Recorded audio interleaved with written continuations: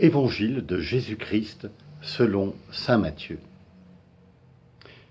Après la transfiguration, descendant de la montagne, les disciples interrogèrent Jésus. « Pourquoi donc les scribes disent-ils que le prophète Élie doit venir d'abord ?» Jésus leur répondit, « Élie va venir pour remettre toutes choses à sa place. Mais je vous le déclare, Élie est déjà venu. Au lieu de le reconnaître, ils lui ont fait tout ce qu'ils ont voulu, et de même, le Fils de l'homme va souffrir par eux. » Alors les disciples comprirent qu'il leur parlait de Jean le Baptiste. Louange à toi, Seigneur Jésus. Dans l'Évangile, on nous parle plusieurs fois du prophète Élie. Mais qui est-il? Comment mieux le connaître? Élie est un prophète du IXe siècle avant Jésus-Christ et il s'est beaucoup engagé pour rappeler le peuple de Dieu à la fidélité de l'alliance. Il a voulu les inviter à se détourner des idoles. Il a été très dérangeant auprès des puissants et cela lui a valu pas mal d'ennuis. Il a dû se réfugier au désert et là, au mont Horeb, il a eu cette fameuse rencontre avec le Seigneur qui n'était pas dans l'ouragan, dans la tempête, mais dans la brise légère.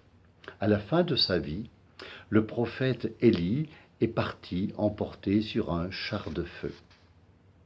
Il est considéré dans la Bible comme le plus grand, ou en tout cas un des plus grands prophètes.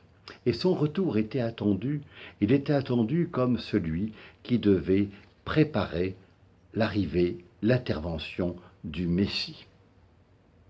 Dans l'Évangile, on retrouve les traces de cette attente du prophète Élie. Lorsque Jésus demande « Mais qui suis-je » au dire des gens, on lui répond « Tu es le Fils de l'homme, c'est Jean-Baptiste, ou c'est Élie, ou bien un des prophètes. » Et puis, lors de la transfiguration, Moïse et Élie s'entretiennent avec Jésus. Jésus fait remarquer à ses disciples dans cet évangile que nous venons d'entendre, que Élie est déjà venu en la personne de Jean le Baptiste. Jean le Baptiste, en fait, a joué le rôle du prophète Élie. Mais il y a une contradiction. Les scribes et les pharisiens disent qu'ils attendent le prophète Élie. Mais lorsque Jean-Baptiste vient et qu'il leur tient le même langage, ils le rejettent. Eh bien, il en sera de même pour le Fils de l'homme, pour Jésus. Il est attendu, le Messie est attendu, mais lorsqu'il vient, il est condamné et rejeté. Nous sommes dans le temps de l'Avent, le temps de l'attente, mais avons-nous le cœur assez disponible pour accueillir Jésus tel qu'il est et non pas tel que nous l'imaginons? Le prophète est toujours dérangeant.